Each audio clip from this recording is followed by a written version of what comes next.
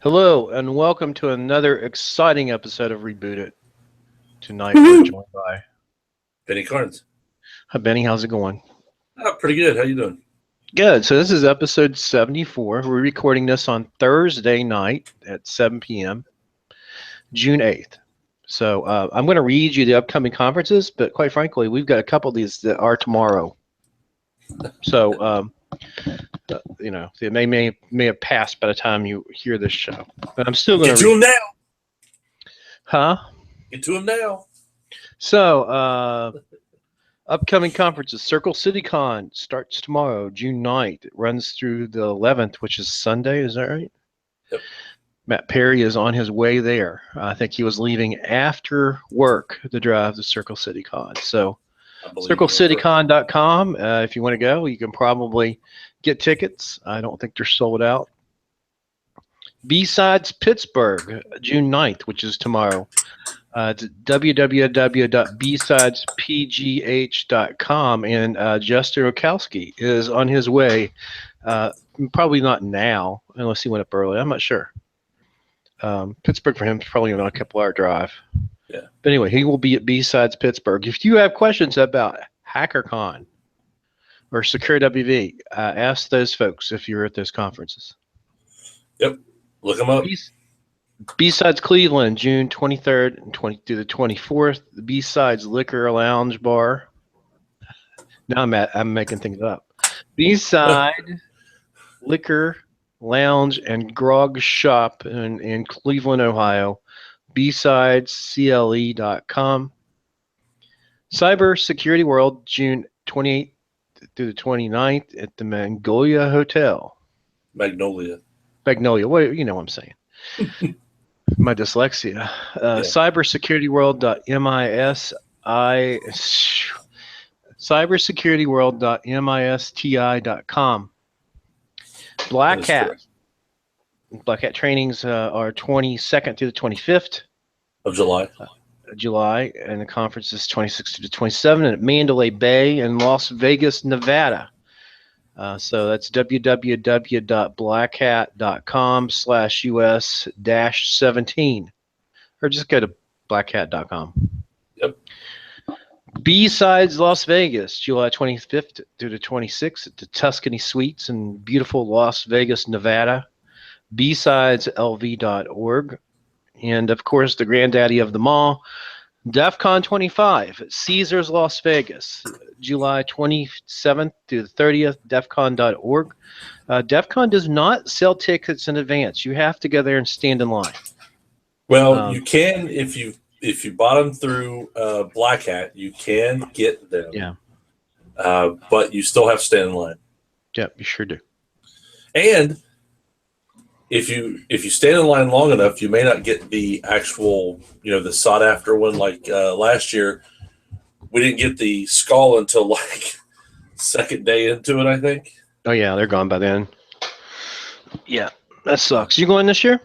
No, I want to, but I don't want to. I understand. The travel out there is horrendous. The travel and then the walking around and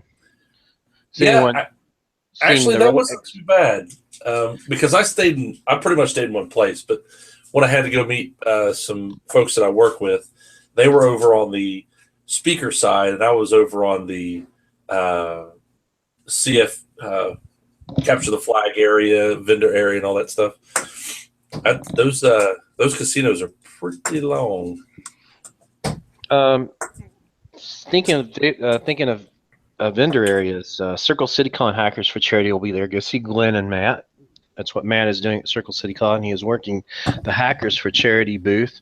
And, of course, Johnny will be in fabulous Las Vegas, Johnny Long.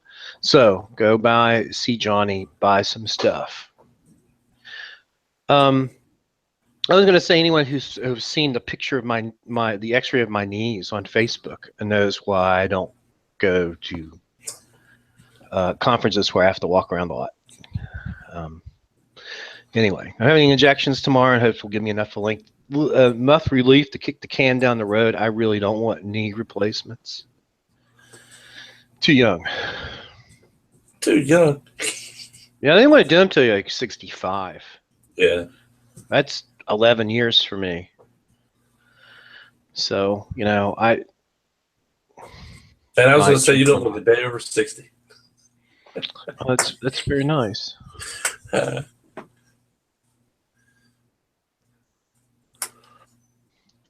Yeah, Sorry. that's all right. Zoning out there. I was responding to a message from my neighbor Ah, on Facebook. you're not supposed to have Um, Facebook up at this time, man. well, I mean, here's the thing: is that that's like our neighborhood watch net. If something's going on in the neighborhood, we tell each other. You know, we just recently had a horrendous crime, not too far from me. Some guy who apparently was lives in a neighborhood, was whacked out on drugs, beat a woman to death on the front porch of a neighbor's house, Oh, wow. and he is wanted now. I guess my neighbor was saying that they thought that they'd spotted him in the neighborhood, which is pretty scary, actually. Um, anyway, DerbyCon 7 is sold out. Wait a minute. You've gone too far, I think. Oh, nope. Sorry. I scrolled the page. Continue. Oh, thank you. Thank you for your permission. DerbyCon 7 Legacy is sold out. Training September 20th to the 21st. The conference is September 22nd to the 24th. And you Yep. know what? I really need to learn more PowerShell stuff. Basically, for post exploitation, sometimes an interpreter doesn't work. Well, they've got a class on that, don't they? They do, but it's sold out. Yep. Well, there's two ways to probably still get tickets. Is the CFP still open? The CFP is still open. You can get tickets, but I don't think you're going to get a training ticket. Yeah, There training might tickets are be probably the training tickets are gone. Sometimes people have to bow out. So there's a waiting list, I believe, for training. And but you can, just because it's sold out doesn't mean you're not going to get a ticket. I think that right. Dave said that they were going to release some small batches of tickets moving through the summertime. Submit. Maybe you'll get picked to speak. Volunteer. Adrian is always looking for people to do audio and video. Yep. So I mean, I have a hotel room, but I don't. I mean, I've got the hotel room in the Hyatt, but I don't have a ticket. So I'm going to work that out somehow. Yeah, I've already If I started. have to do DerbyCon, if I have to do DerbyCon LobbyCon, I will. I mean, I like seeing people more than anything else. Yeah. It looks like my employer might sponsor. So. Oh, cool. So at least we'll have a meeting place and a hangout place. Well, the thing is that by the time we contacted them last year, we had a nice table and everything, and they were sold out of those slots. Oh, wow. They sold out of sponsorship slots fast. That's crazy. And so by the time we contacted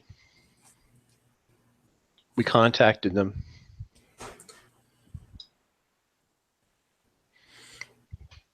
they were gone. Wow.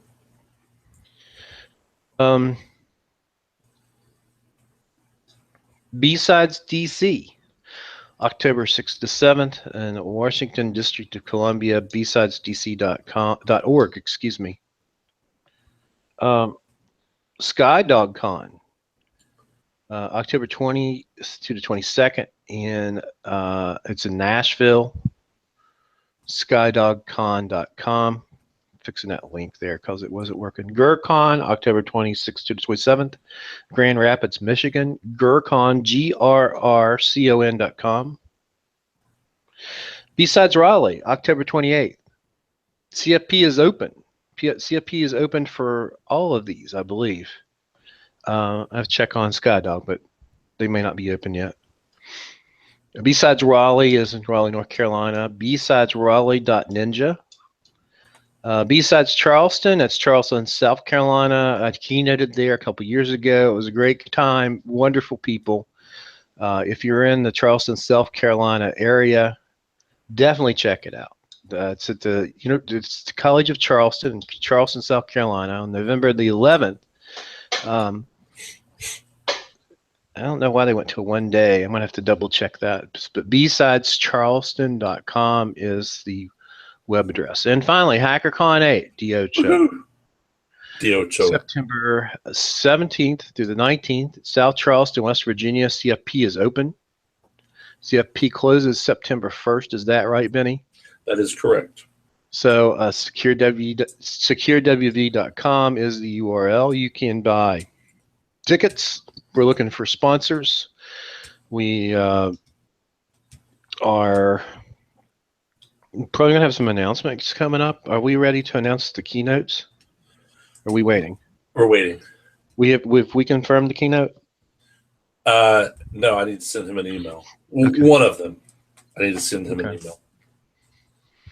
So I think we're going to have some cool stuff this year. Yep. What did I miss?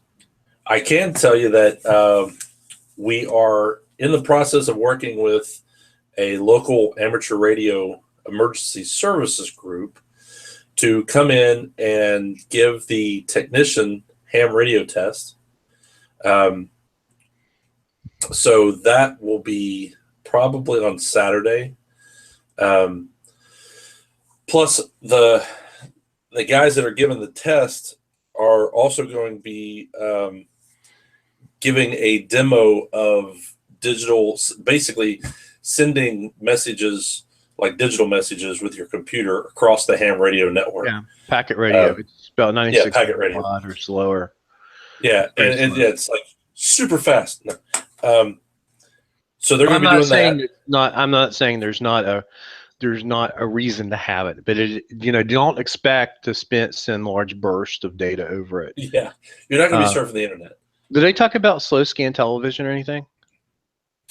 Because we do that on amateur radio too. There's all kinds of cool stuff out there, but I ain't going to step on whatever they're going to bring. They're going to bring. It's actually part of this group is the guy that I went to work for at my last employer, Aaron West. So that's cool. Yep. Yeah, and then we're also looking at so if you are on Facebook and Twitter, we've got a Twitter poll going right now on the SecureWV Twitter handle, trying to get a gauge on how many people that are coming to the conference will want to take the test. We're trying to see, if we're going to have like a couple hundred people, we're going to have to rethink it and figure out how we're going to do that. But we're hoping for about, 50, 60 people. That's just, me spitballing it in my head. But we still need to know. We've got a post on the SecureWV Facebook page, and it's in the HackerCon 304 Geeks and in the Marshall groups as well. So if you go in there and you see one from SecureWV, just leave a comment saying that you would like to do it. We've already had some comments where people would like to see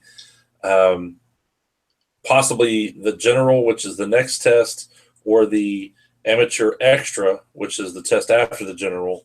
A couple of people wanted to know if we were going to do those tests as well. I have to send an email out to see what the guys think about that.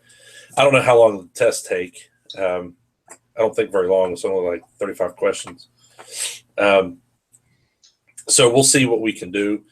But then we also have, we're thinking of doing a kind of a first aid CPR type class. You can come in and get your CPR. It's not certification. What is it? Card. But it is a certification. Okay. You can get basically Red Cross will issue those if you take the test. Yes. And the other thing about CPR is it changes. Yep. Almost every year. So even though you've had CPR in a recent past, that's something important to have up to date. And I need to do that myself. I haven't had CPR in 20 years. Yeah, when I took it in Scouts when I was in junior high, you still had to like breathe in their mouth. Now they don't do that. It's that's what I understand. All hand CPR or something like that. You never breathe into their mouth at all. It was kind of a little. I mean, most of it's the same, but just a couple little things. Yeah, well, it's probably good that you don't have to put your mouth to mouth with strangers. Yeah. you know. Well, one of the things that they started, at least in our scout kits, first aid kits, they kept putting in those. There were, I guess, they look like mouthpieces that went on the patient, and then you could breathe Yeah. into it with a tube. And so we all had that in our Yeah, but first I aid mean, kits. how do you know you're going to be carrying that around when you need to use it? Well, like I said, that was just in our first aid kits for our And, scouts. and But then, in my luck, it'd be some like bum who was passed out, had been drinking for 5 or 6 days, hadn't taken a shower, and had pooped himself. I'm not even going to comment. But anyway, so yeah, it's changed a little bit, and but yeah, we're going to be doing that. Trying to get back to the public service type stuff.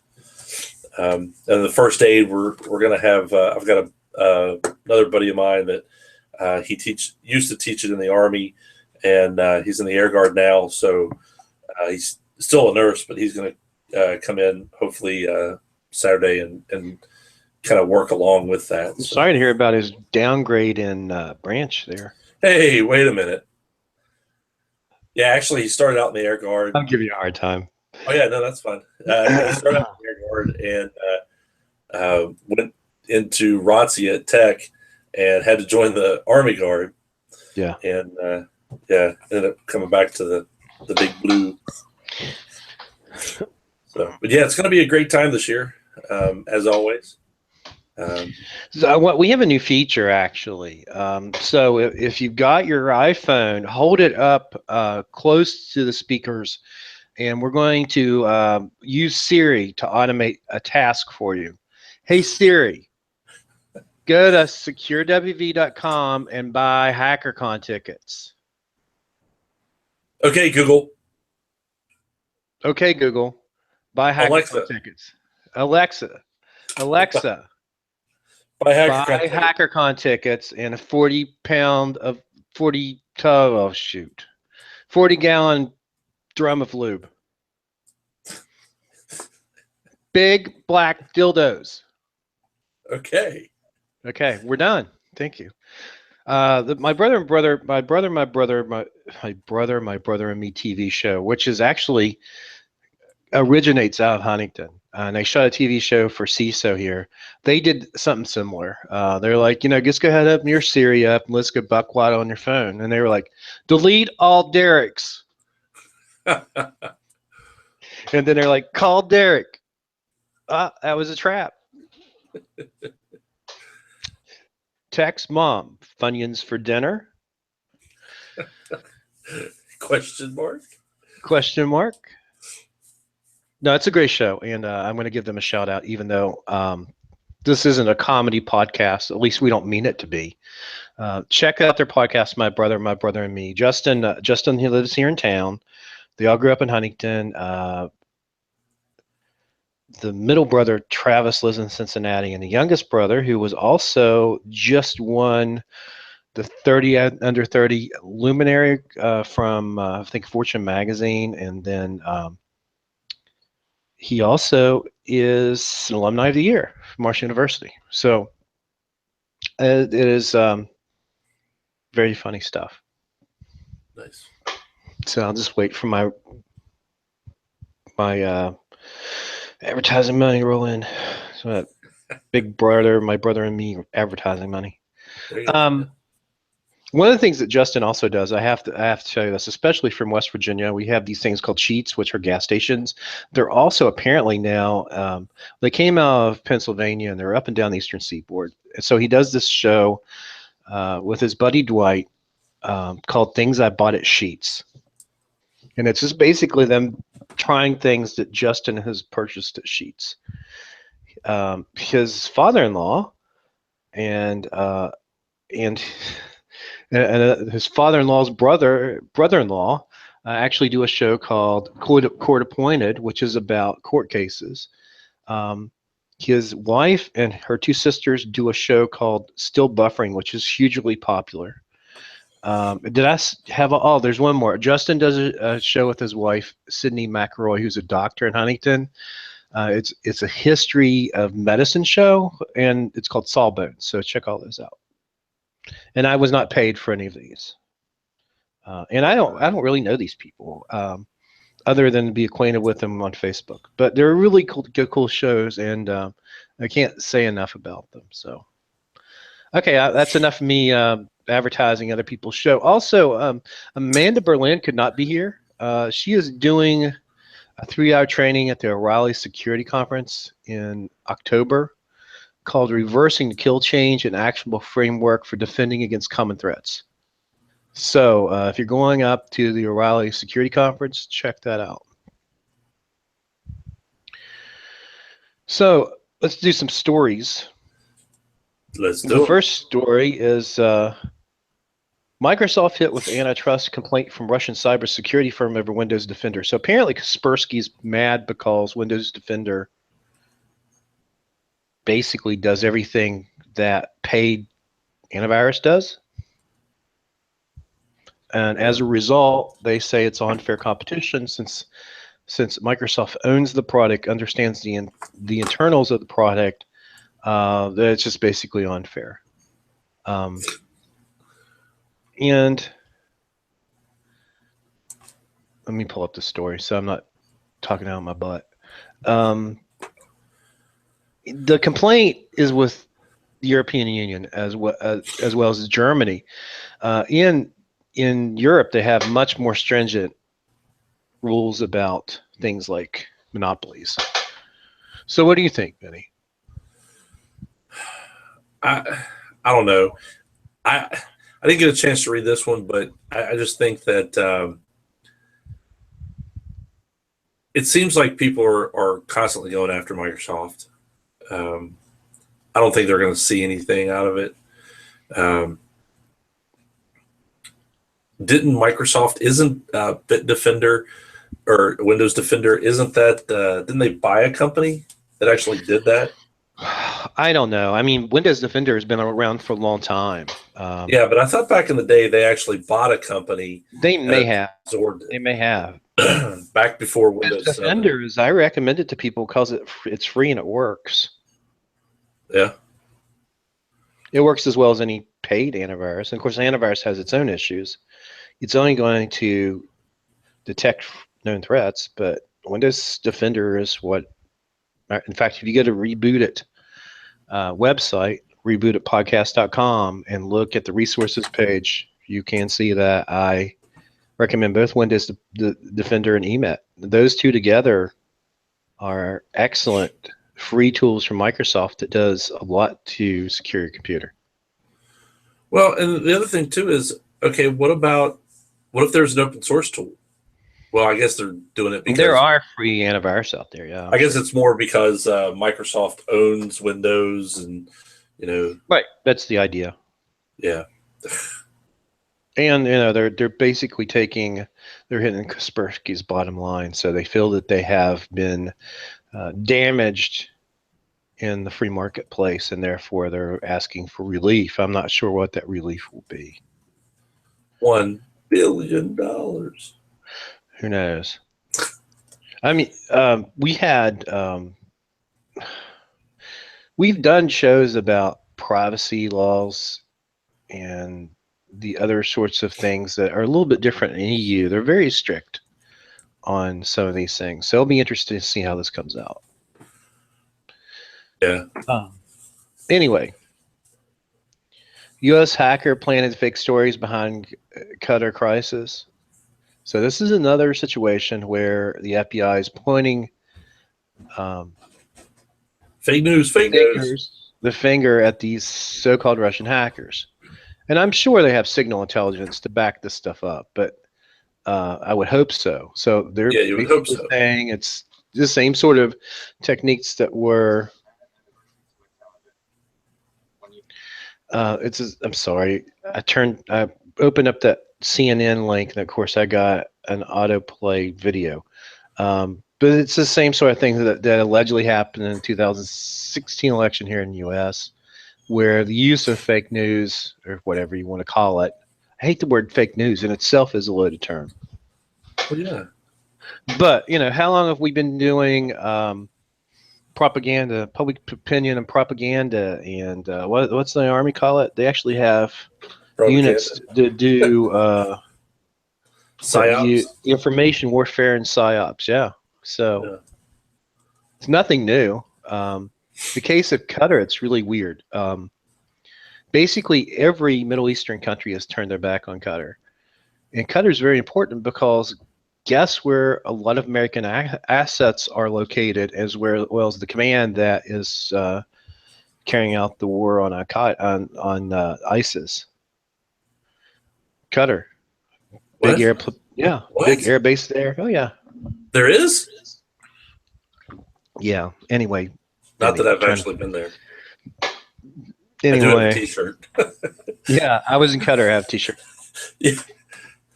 So We basically, were actually stuck there for a week. so what's happened is these fake news stories kind of stirred the pot about Qatar financing ISIS. Saudi Arabia cut ties. They're actually kicking Qatar citizens out of other Middle Eastern nations. So it's pretty big mess, to say the least. But this is another example of how fake news. And I guess this comes into it's related to what we're talking about because it's cyber warfare. Yep. But interesting story anyway. Now the Feds have suspected.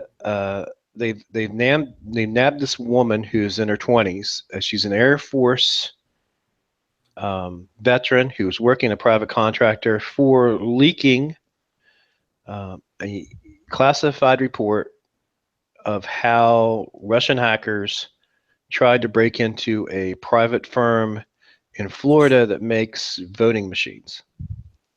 Have you seen this story? Her name is Reality Winner, which is another reason that I think we're living in a computer simulation, and there's a program that has a really wicked sense of humor. Yeah, I've actually been following this. The funny part about it is, before I saw this story pop up in all my social media feeds, I started seeing, and I put it in there. I started seeing a bunch of these articles on printers that have yellow dots. And I'm like, what the heck is this for? And I never had time to actually read them. And then I guess that is what they busted her on, was that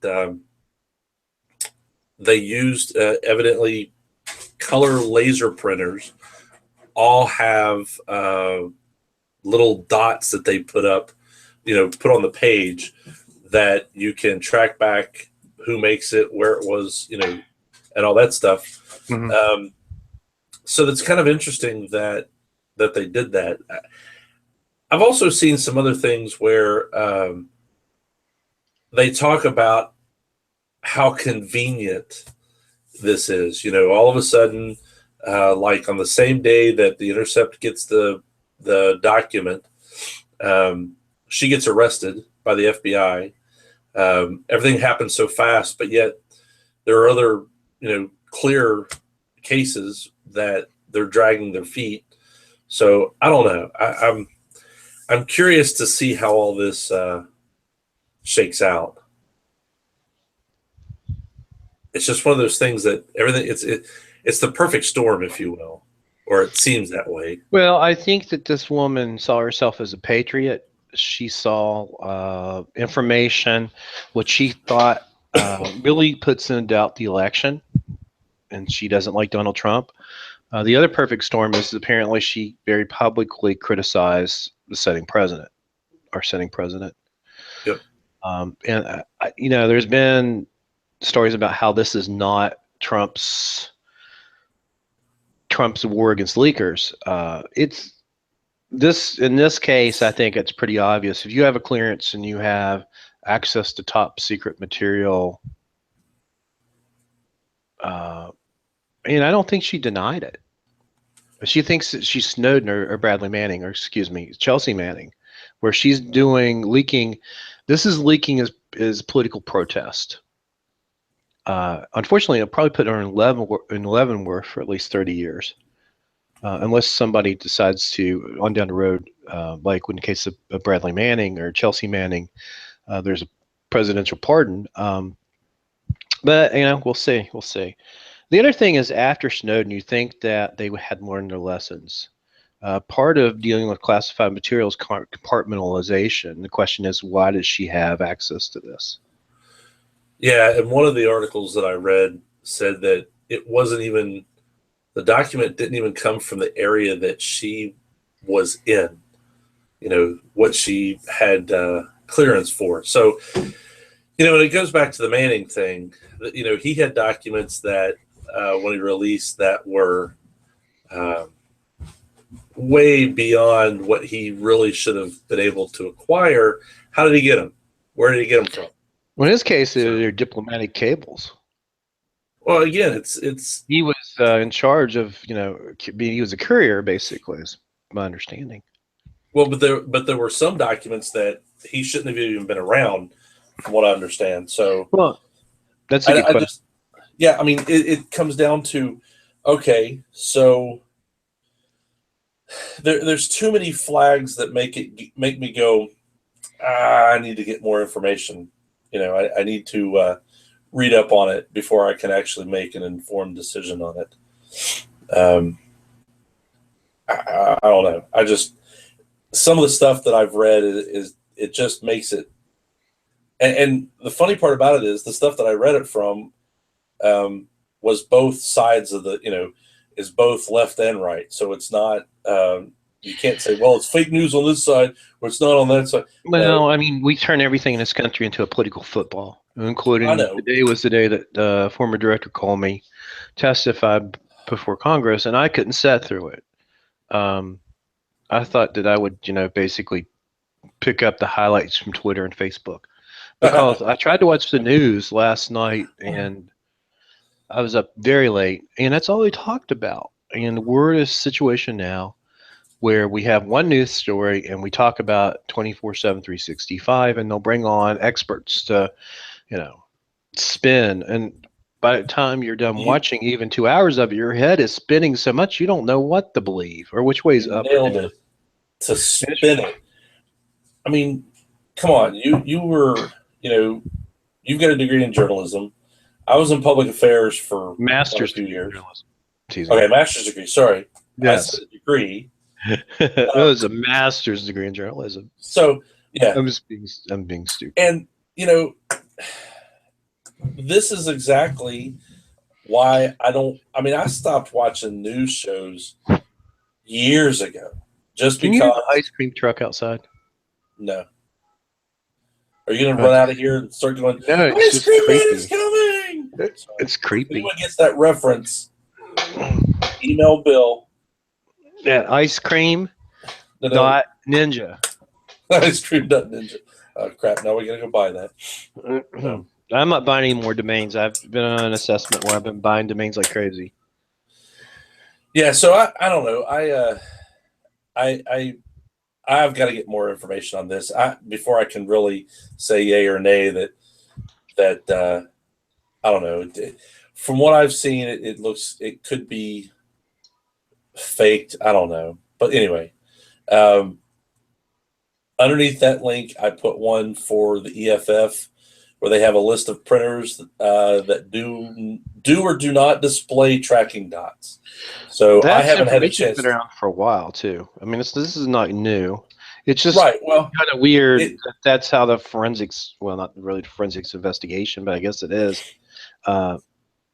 Basically Locar's principle says that every time you touch something, you leave a mark, right? So it's not like digital forensics. It's not blood and gut DNA forensics or bullet forensics. They're able to look at that document and tell where it came from. Yeah. So, but like I said, I saw stuff about the little yellow dots way before I saw anything from Reality Winter or Winter, whatever her name is. Isn't that the craziest name? Yeah. See, again, I don't know. I just Isn't it weird.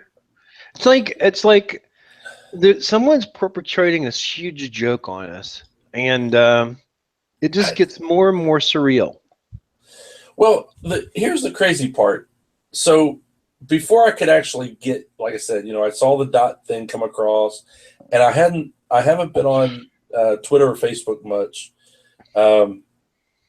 Just kind of glancing through them the last few days, but I noticed somebody, and it's I can't remember who it was that did it first, but essentially 4 or 5 people that are 3 or 4 geeks people, and they're probably listening to this podcast, started posting stuff. And they're like, I don't know, they might, but it was really interesting their takes on it, and that's when I started seeing stuff, and they posted links to articles that I'm like, you know what, I'm starting to kind of think that there's a possibility something's not right. I'm not saying what it is or anything. It just seems a little fishy. Okay, well, here's the only thing I could figure out is that they wanted the document leaked. Yeah, that's what I'm saying. Because they wanted to put some proof out there that they actually caught the Russians red-handed trying to break into a election, or actually break into an asset that's directly involved in the election. Beyond the fake news, beyond the propaganda meme campaign, they had actual attacks. Okay, wait a minute. Playing devil's advocate, if they have the ability to perpetrate a leak, they can easily go the other way and say, well, we haven't found anything yet, so we're going to throw this fake doc. And again, I'm not saying it's fake. I still need to read some more on it. But here's this document that it's proven it. This is real. This is real. Well, here's the thing, Benny. I hate to go down this rabbit hole. Our president went to war with the intelligence community from the get-go. Yeah. You don't screw with the intelligence community. There was a president that didn't order air cover for a CIA-based invasion, and he ended up assassinated. Well, but there's been. There's been multiple. There's multiple things. Welcome to the security podcast. The conspiracy podcast. Yeah, put your tinfoil hats on now. But again, it goes back to unless, and this is something that I've seen with other things that people are saying, unless you're really in there, how do you know that this is an intelligence asset? You don't. And again, playing devil's advocate, it could be anybody. Yes, this person was an intelligence person in the Air Force and was around intelligence documents. That could be made up. I don't know. That's what I'm saying. I've got to read this a little. Got to read up on it. The problem that we've questioned so much about everything at this point in our lives because of fake news and meme wars and all this other stuff. We just don't know what to think anymore. We don't know what to believe and believe. It's the confusion. Has our confidence been shaken so much that when you have a leaked intelligence document, you wonder if it's actually real or not? Yeah, I mean, think about it. What do all the great messed up futurist novels have in common? They all start down this confusion path. Well, I think we're more down. I'm just saying. I think the train has left the station on the confusion path. And I would venture to say that this started years ago. I'm not saying that it just started with Trump, and I'm not saying it started with Obama. I'm saying this started years ago. Probably with JFK assassination. Crazy crap happened in the 60s, man. So who knows? I don't know. I don't know. The intelligence community is a big evil empire as people want to make it out to be, but I don't think you screw with it either. I don't think it is either. I mean, they're protecting our country. Right. They have the hard job to do. And I said this today, Director Comey looks horrible.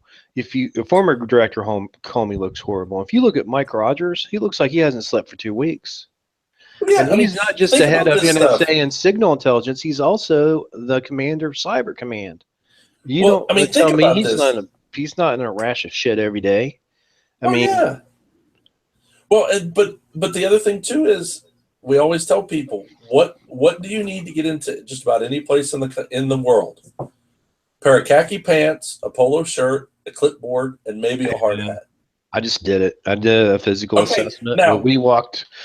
I didn't but think we would get that far. We pwned the hell out of them because people again, want to be helpful. well, They even have a security awareness program, but yet they didn't catch on. I but think that people one see person you. called after we were done. It was like, "Hey, was that something going on there?" We plugged into people's computers, sat down and used Yep. people's computers.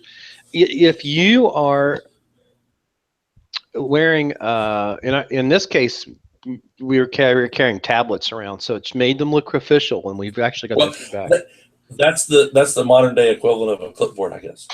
Well, I guess it is, but I mean, we thought about all these pretexting, and we were thinking about we didn't do name badges because we were like, why bother? And we sort of did the Jason Street National Geo thing where we filmed it all. We had a button cam, a watch cam. Watch cam failed, button cam got everything. And we also had some other cool gadgets we hooked up. But we completely owned the entire physical footprint of this organization in 2 hours. Yeah. And it was beyond my wildest dreams. So, but you're right. All you need is a pair of khakis, a polo shirt, a clipboard or tablet, and you're in Lake Flynn. Well, and in this case, all you need is an official looking document. Again, just playing devil's advocate. I understand what you're saying. So okay, we'll have to watch you it. beat The that. truth will eventually come out. The truth will come. Yeah, The exactly. truth will come out. That's what I'm saying. May not be tomorrow, may not be next week, but May not be in 10,000 years.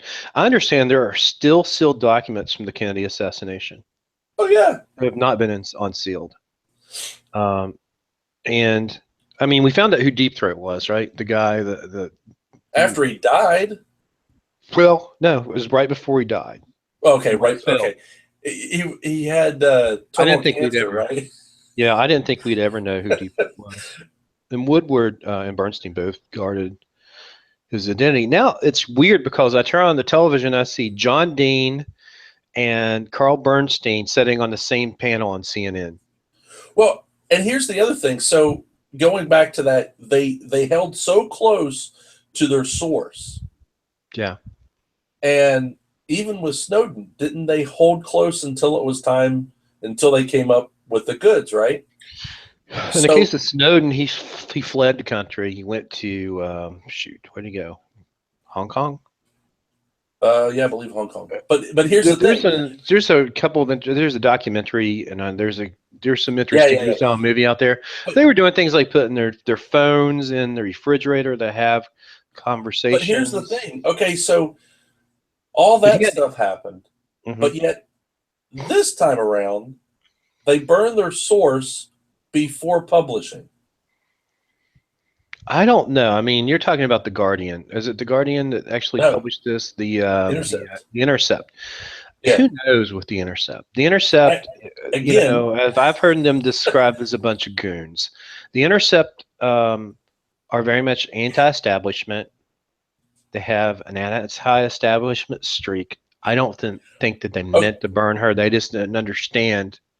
They did not understand what the ramifications were showing the actual document because they wanted the document itself authenticated. And then I guess they were able to look at all those different things and come back to the prime suspect and charge her. Didn't the Intercept do some other crazy stuff recently? Did they burn a source? Oh, there was that guy that in the case of WannaCry registered the domain, which was accidentally a kill switch. They ended up outing his personal information, even though he wanted to remain anonymous. And that actually relates to one of these other stories down here, which he had to move or something, didn't he? He was going to have to move. I'm going to move this story up. Hollywood film firm seeks up-and-coming hackers for reality TV show. Apparently, the same people who were behind that cluster are also behind this television show on hackers.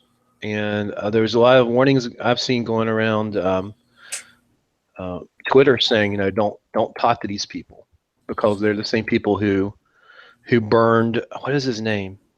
I want to say Shoot. Jonathan, but I don't think that's right. No, I think it's malware or something. Yeah, that's his Twitter handle. Yeah. Well, apparently there's some linkage between this Hollywood film studio seeks up and coming hackers for reality TV show. So, new program on major cable networks will feature competitions and personalities. I actually got pinged by a by a I'm sorry, casting director. Oh, okay. I got pinged by a casting director in about a month ago, and we could never hook up, but I never figured out what it was about. Huh. And they said they wanted a host for a television show. But I never able to hook up with them. I'm still interested if you're listening. I don't know. I mumble too much to be the host of a television show, but I guess whatever. It's my bow ties. So that's interesting. I was wondering if they're related in some way, because here's the thing: is I really don't have time to be on a reality TV show, and Probably would pay you decently. well, now that we're 2 weeks from a government shutdown in the state, we still don't have a budget, and they're talking about how to furlough people. So yeah, it could get really interesting. I might be looking for a job on reality television. So what else did you have to say about this? So I don't want to monopolize. This is actually your story.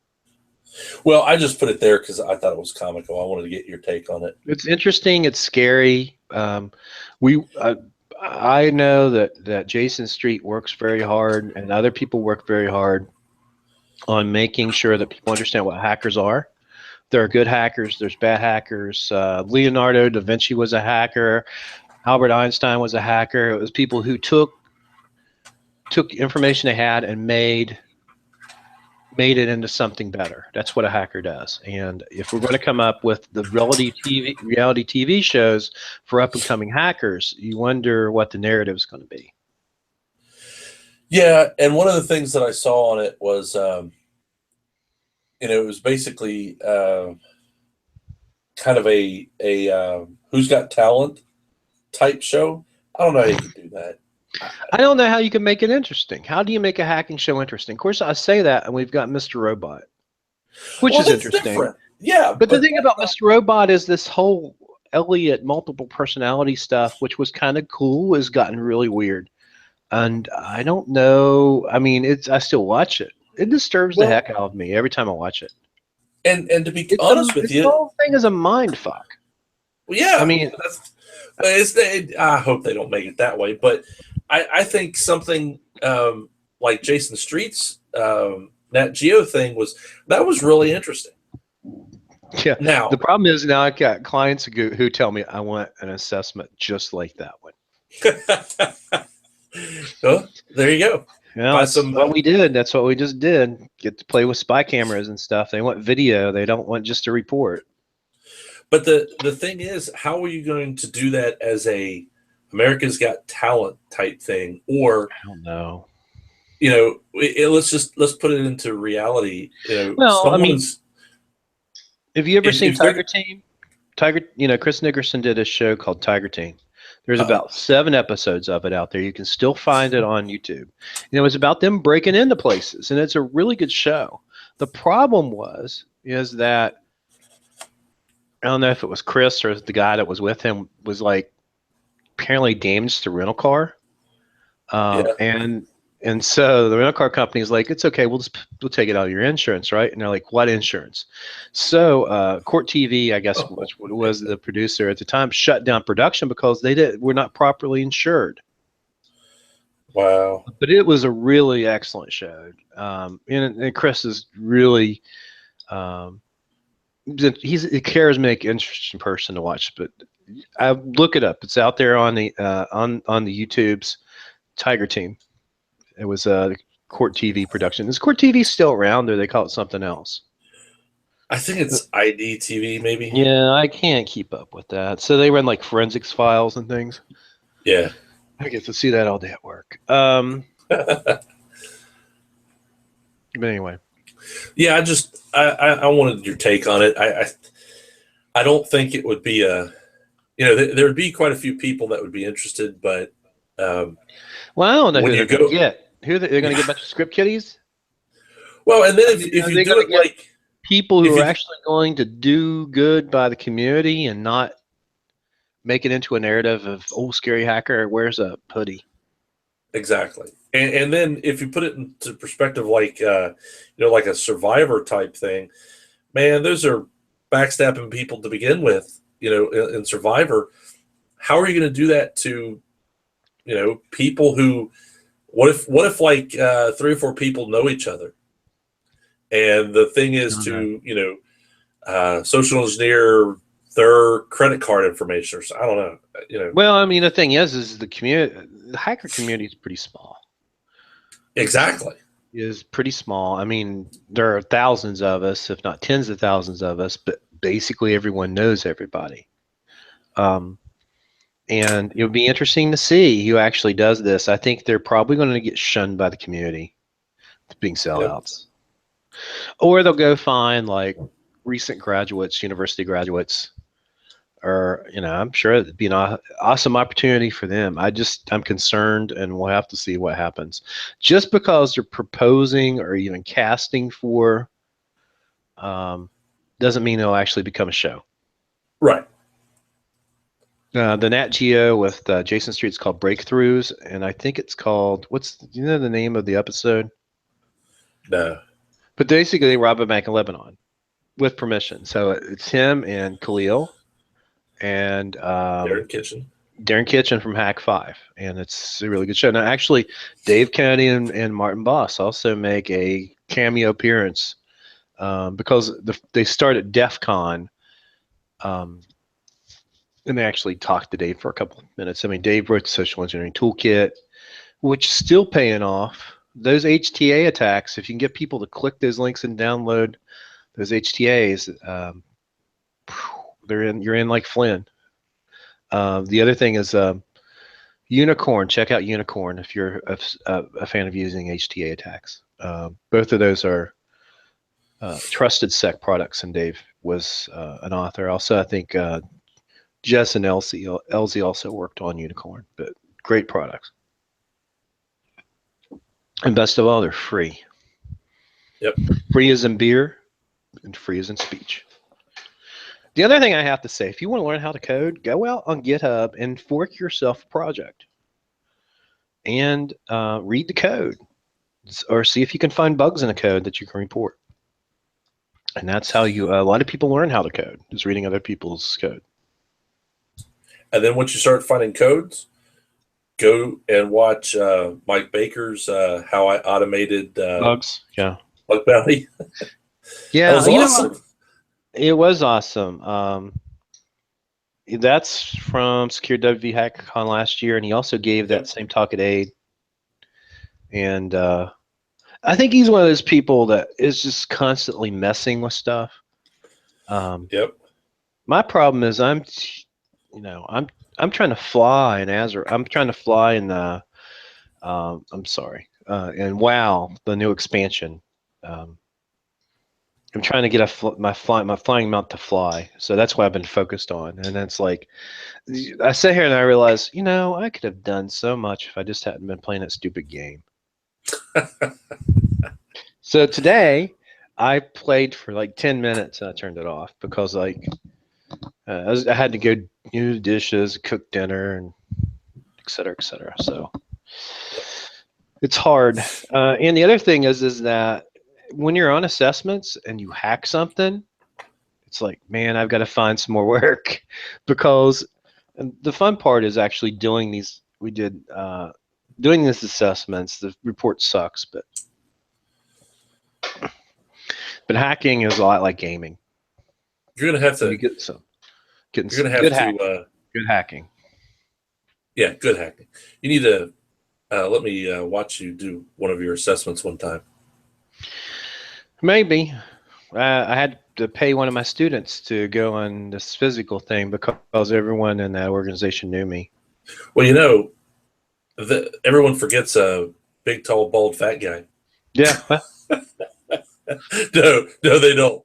I'll Yeah, keep he you in was mind. tall and fat and bald. I'll keep you in mind. We have to sign. You have to sign the NDAs, and the client would have to sign off on it. But I don't get a lot of those. I don't get a lot of social engineering. I get a lot of like, hey, can you do a vulnerability scan because we need it for cyber insurance, and then that's all they want.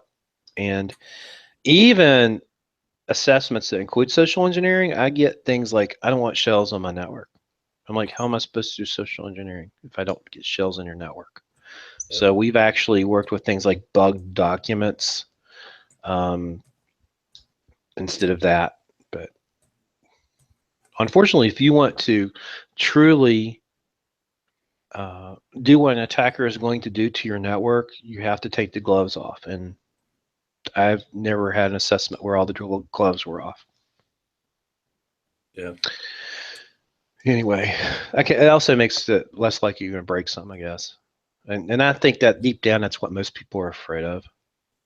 Yeah. Is you breaking their network. And sometimes you can't test during the day, you have to test at night, which is a huge pain in the ass because you got to stay up all night for a week or 2 weeks and then switch your clock back around. But anyway, enough about me. Uh, so there's this story that the Russians were hiding command control servers inside of social media, Yeah. specifically Britney Spears' Instagram account. Yeah. So the next two stories are actually pretty much about the same thing. One is Ars Technica, and the other one is Ours. Ars. It's Arr. written by, it's written by pirates. Yes, Small Pirates. Mm-hmm. But the other one's from Boing Boing, and it's Cory Doctorow. Mm-hmm. I like a lot of his books, especially when he's talking about security and whatnot. But anyway, The best thing about Cory Doctorow, let me point out, he releases all of his books Creative Commons. You can actually download them for free.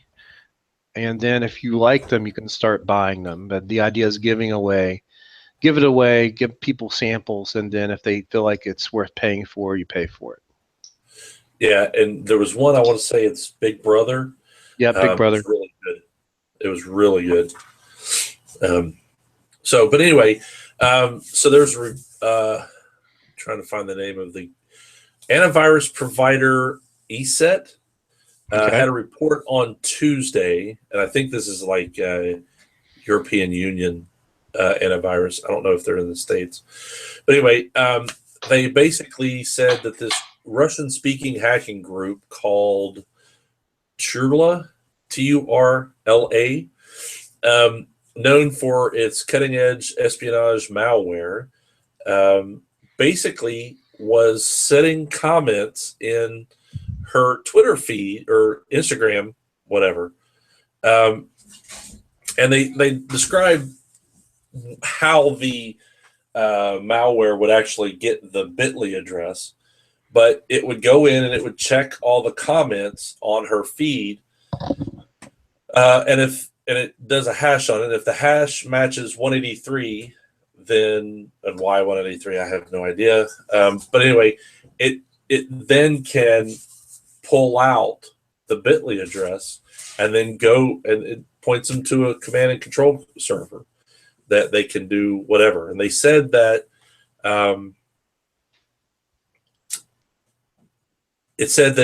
data provided by bit.ly showed the URL in question that they were pointing out, because they gave one example in the Ars Technica. But they gave this one example. And they said that the bit.ly reported that the URL received 17 visits in February, around the time the comment was posted. So they said it's either being tested or it was a specific like phishing campaign or something after highly targeted individuals or individual. We've seen command and control before. And they're basically in the comments. It's not like they've broken into her Instagram account. But Right, there are right. all these nonsensical comments that probably don't make sense, or they're basically just set the right size to trigger the command control. And depending on the MD5 hashes, probably, or depending on the hashes, is Yeah, I what thought the control signal that's set. Yeah, that's it interesting. says, it says the extension, and it says it's a Firefox extension, but then Mm-hmm. they don't list the extension. So, which I guess is good. I don't know. But it says the extension will look at each photo's comment and will compute a custom hash value. If the hash matches 183, it will then run a regular expression on the comment in order to obtain the path from a Bitly URL.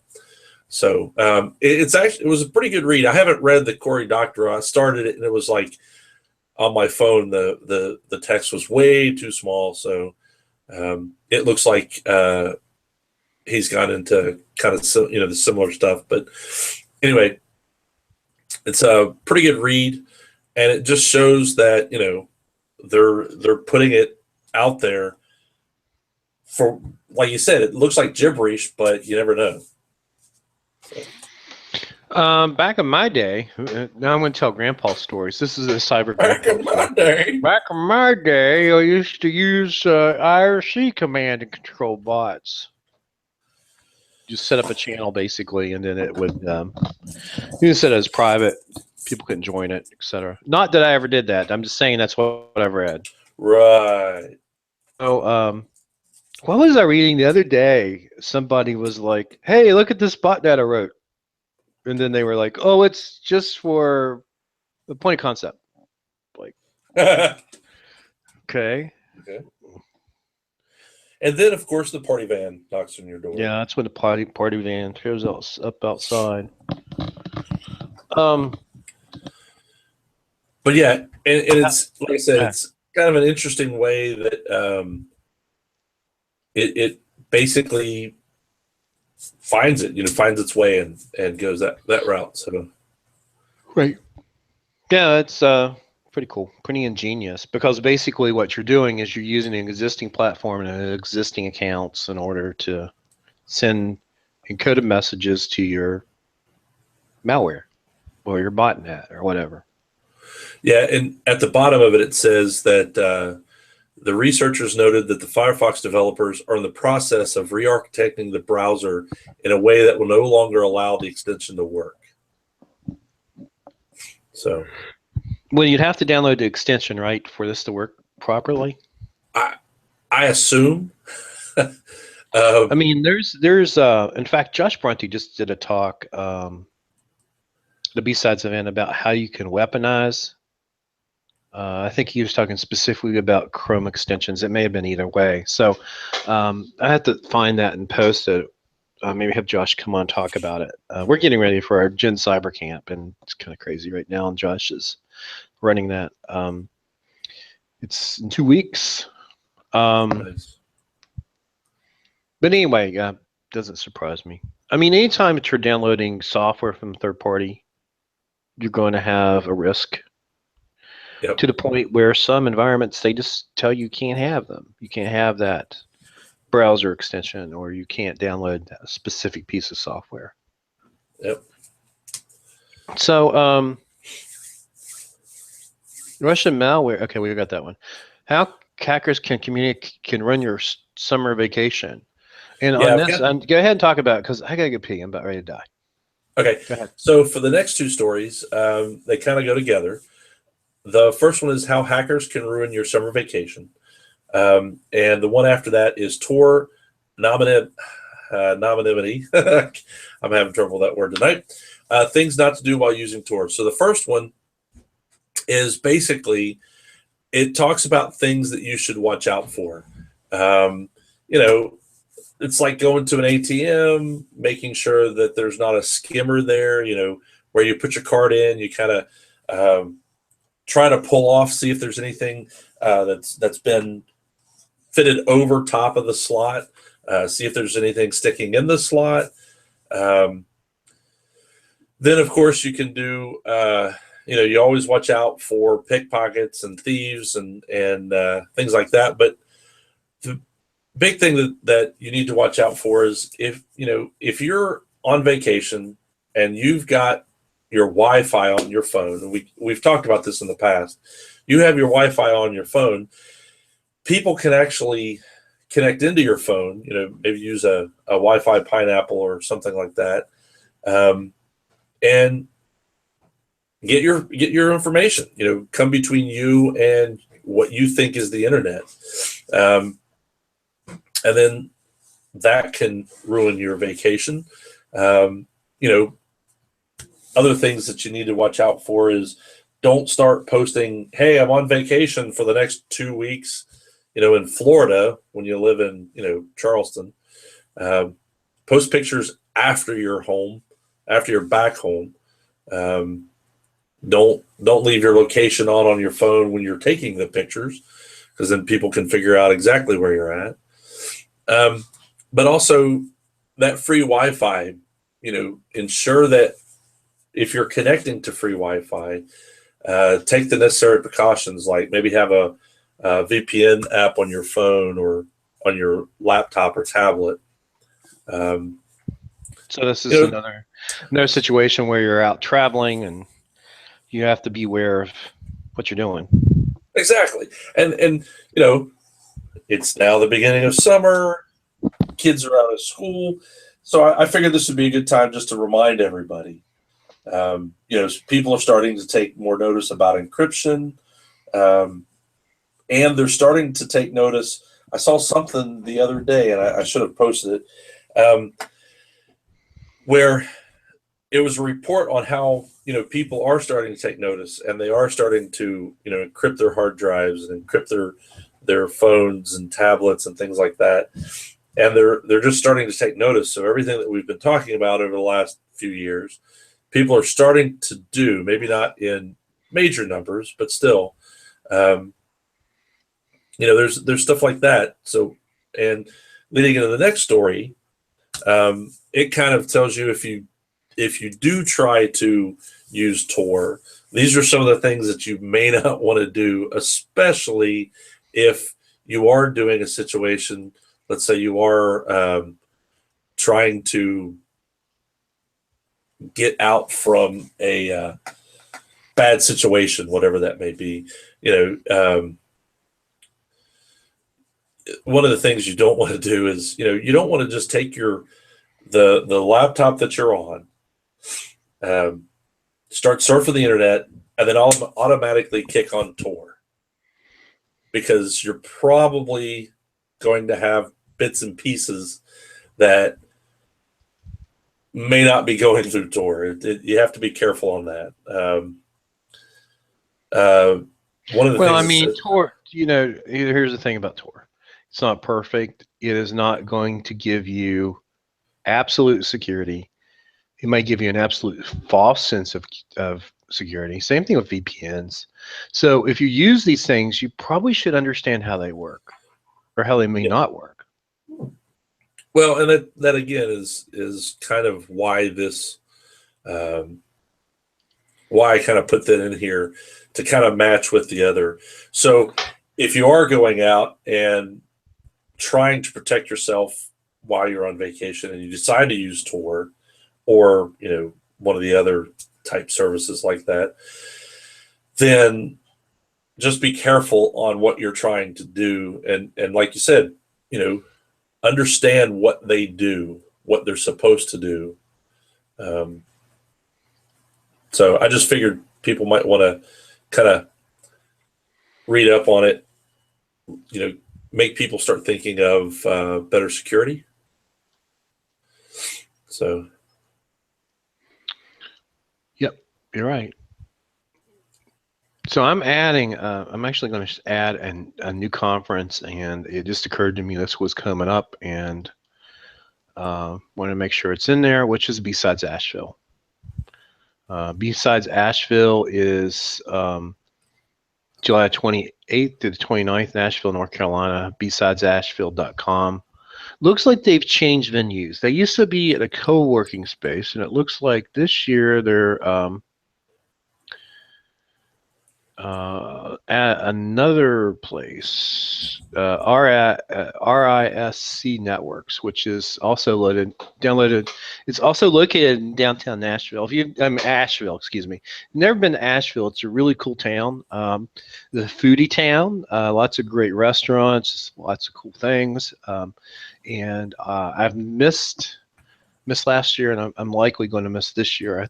There's something going on. I think there's an InfraGard meeting at the end during that time, which actually I'm sponsoring here in Huntington, or I'm hosting here in Huntington. So I'm not going to make it. But Asheville is also a pretty short drive from here, and good times. Yeah, what, about 3 or 4 hours? More than that, probably about 5 or 6. Okay. It's not too bad. No. Anyway, I'm sorry to interrupt. I just wanted to throw that in there. It's now, let's make sure it's in the right place. It's now in the show notes.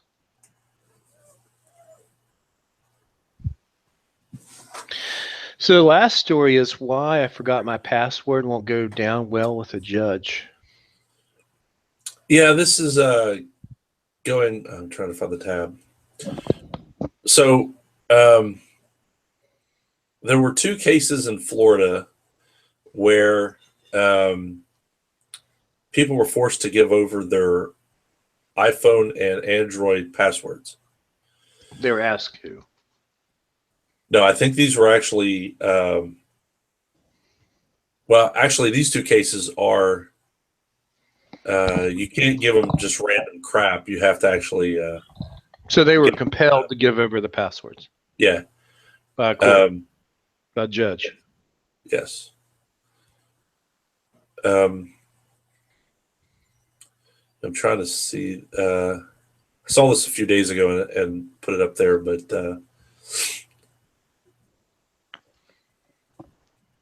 yeah. So there's, I know there's one, and I can't remember what happened. There was a personality of some sorts.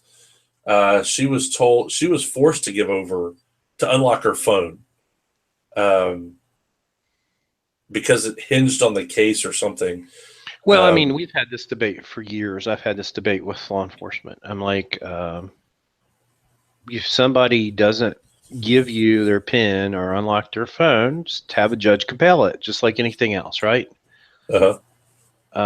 Which is cumbersome for the court system, but sometimes people won't hand over the evidence, so they get compelled by the court. And I guess what's happening here is they're not giving them the correct passwords. But my whole thing is, what if you don't remember? Well, and that's the thing here. It's I'm trying to find the exact section. So the second case is about this one that I was thinking of. It was Wesley Victor and his reality show girlfriend Hinsha Voigt, and I know I'm not saying that right. They were charged with extorting social media celebrity Julianne Goddard.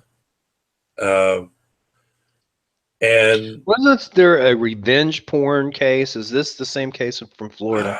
I think that's what this is. I just remember seeing the headlines and reading a few of it, but so it says that they colluded to demand $18,000 from her in exchange for not leaking sex videos taken from her phone. Yeah, evidently her phone had mysteriously disappeared during a party that the girlfriend had also attended. So he said that he just didn't remember his password number for his phone. So I don't think that's so it's just, judge is not going to buy that, right? And they basically they're putting them in court or in jail, and so yeah, he's again, I'm trying to find he was, oh yeah, so he couldn't remember his passcode, This is the Miami case. Given that more than 10 months had passed since the initial arrest, this guy actually was not held in contempt of court, the judge therefore declined to hold. Yeah, so he didn't hold him in contempt of court.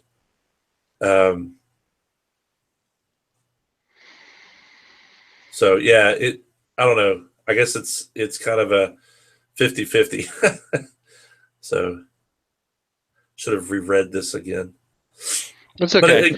But I mean, if you look at the headlines, what the headline says and what actually happened might be two different things. I guess that I don't know. I find that problematic. If you're going to be invasive with the court about key evidence in a case, they have every right to hold you in contempt and lock your butt in jail until you give up whatever they're asking for. A motion to compel is to compel you to comply with the direction of the court. And I know there's no clear case law on this because it's a newish issue, and in legal circles it will take forever to come up with a rule of thumb for everyone. Probably will take a Supreme Court case. So as this percolates up to the courts, it's you're going to get people coming down on both sides. Yeah. So it's kind of interesting, again, making people think. Well, I mean, let's hope that people are never in the position where they have to be compelled by the court to give up their passwords. Well, now but you never know, because you might be. Let's say that you're at. No, it wouldn't be you because you don't drink. But you're at the local bar, and somebody disappears from that bar and is murdered and found in outside in the culvert. Yep. More than likely, they're going to seize every phone in that place. Good possibility. Yeah, they're at least going to ask you to voluntarily hand over your electronic devices because there may be evidence that could be key to solving that crime. This is not my field. This is something that my colleagues deal with, and I've been to the trainings for digital evidence and phone seizures, etc. But it's not outside the scope of possibility. You could be in a situation where your phone could end up being key in a case. Yep. I guess, but let's hope that no one ever has to do that. So looking at the B-Sides Asheville team, it looks like there's been some shakeups there. The founder is still there, but John Bumgarner, if you know John Bumgarner, he is an expert in cyber warfare and writing about cyber warfare, and he's moved over to Asheville, and apparently he's part of the board or the people actually running it now. So that's great. Anyway, maybe they just added him to it. I think they added him. I would also point out that our Twitter in chief has not tweeted in a day. So someone knocked the BlackBerry or the phone out of his hand, apparently. So he wasn't sitting on the toilet or on the couch live tweeting Comey's testimony. He must have had someone in his inner circle convince him to put the phone down. Someone posted a political cartoon that had, the collar of shame for dogs. Yeah, cats. They had him on his arms. They have that big cone thing that goes around their head so they can't lick their butts, that sort of thing, or but it's like stitches out to his arm. Well, I mean, it's got to be hard. Not if you're a kind of person that does that and do it by habit, and it's done it now for how many months? So we're 5 months, 5.5 months into, like 5 months into his term. Yep. And I don't know who finally got to him or who finally convinced him stop tweeting. Who knows? So I thought that was interesting. Got the elections going on in the UK. It's going to be interesting if we see allegations of the Russians trying to influence the UK election.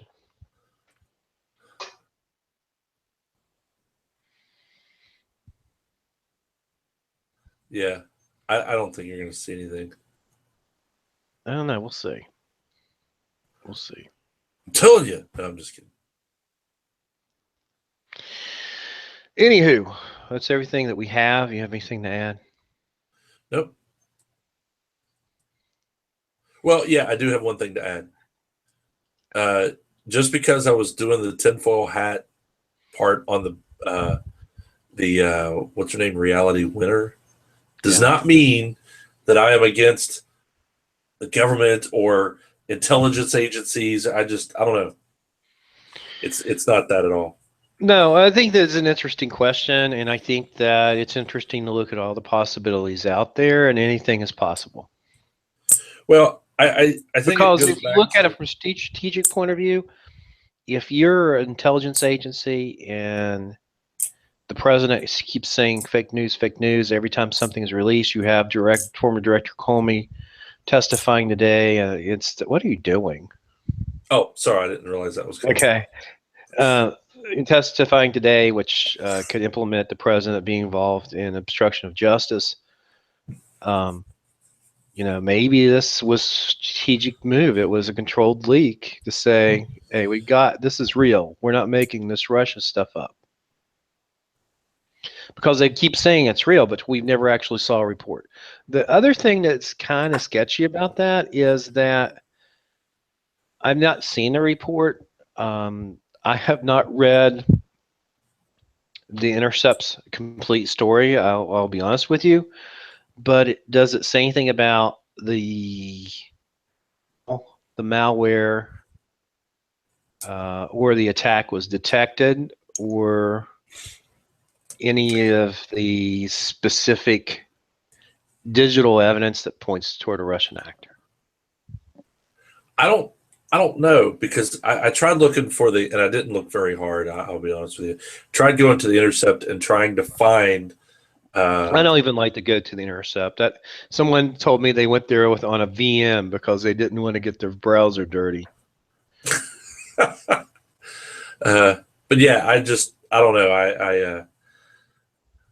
I haven't read the full article, and I was trying to find one. There was actually the one article that I thought sounded logical, and it was more in the vein of tinfoil hat wearing. Actually, came from the Huffington Post, and The Huffington Post. Huffington Post. For a moment, I thought you said the Huntington Post. I'm like, I didn't know we had. Yeah, the Huntington Post. It's a new paper. You just don't know about it. Yeah, it's printing out of my car. Super cool underground paper that you haven't heard of because you're not cool enough. Exactly. But anyway, I tried. I found it, and someone stepped on the dog. Yeah, hold on. Can someone get Jack? I'm the one who has an alleged murderer running around this neighborhood. I need that dog up here. Okay. He's only he's a terrier mix, but oh my gosh, he's got a bark and a half. Well, you heard part of it. I got these guns. Yeah. Anyway, I got an attack dog. Attack dog? I have attack cats. Cats aren't attack cats. They'll bore you to death. No, anyway, what were we talking about? The Intercept. Oh, yeah. The Huffington Post. I was trying to find the story on the Huffington Post that I read the other day, and it was actually, well put together, I thought, but I couldn't find it in time for the meeting. So it's all good. Call. Well, thanks for doing this. It's going to be hard for me to do one next week. I'm going to be out of town, but maybe late. I asked Mark Bolts Robinson to come on tonight, and he couldn't. He's on the road, and it's real early for him to try to get things done and be prepared. So we're going to try to get him in next week. And we hope to be back next week with another exciting episode of Reboot It. So good night, everybody. Good night. Now I have to find the button. Hang on. Any button?